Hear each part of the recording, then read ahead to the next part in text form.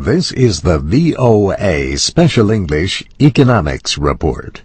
The International Monetary Fund has raised its prediction for world economic growth to 4.6% this year. That is a half percentage point higher than the estimate in April. The IMF credited expansion in Asia and growing demand in the United States. But the lender's chief economist also warned that downside risks have risen sharply.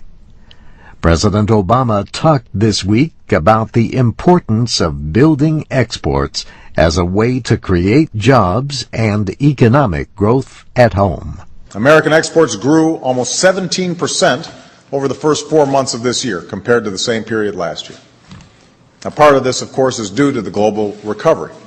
But we're also moving forward on improving conditions for America's exporters. Mr. Obama relaunched the President's Export Council. The group includes business and labor leaders who will advise on trade issues.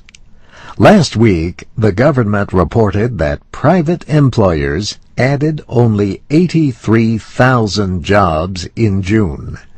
Unemployment remains high, even after 6 months of job growth.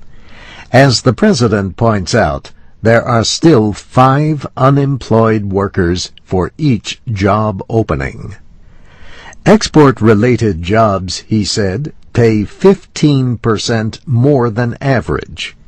In 2008, American exports supported almost 7% of all jobs, including 1/3 of jobs in manufacturing. In January, in his State of the Union speech, President Obama promised to double exports in 5 years.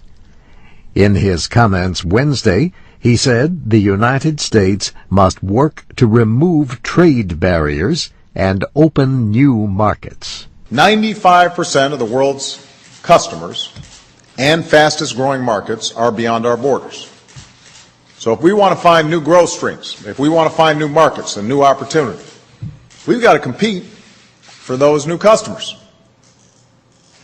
because other nations are competing for those new customers. He said the United States offers some of the world's lowest barriers to trade and expects free and fair access to other countries in return. In late June, the World Trade Organization ruled that Airbus received billions in illegal European aid. The ruling was a victory for its American competitor, Boeing. American lawmakers have also long complained that China suppresses the value of the yuan to lower the price of its exports. China recently promised to let the yuan trade more freely against the dollar. China passed Germany to become the world's top exporting country last year. The United States was third. Some American companies have been doing well in developing markets. For the first time, General Motors has announced higher sales in China, the world's largest car market, than in the United States. And that's the VOA Special English Economics Report by Mario Ritter with Kent Klein. I'm Steve Ember.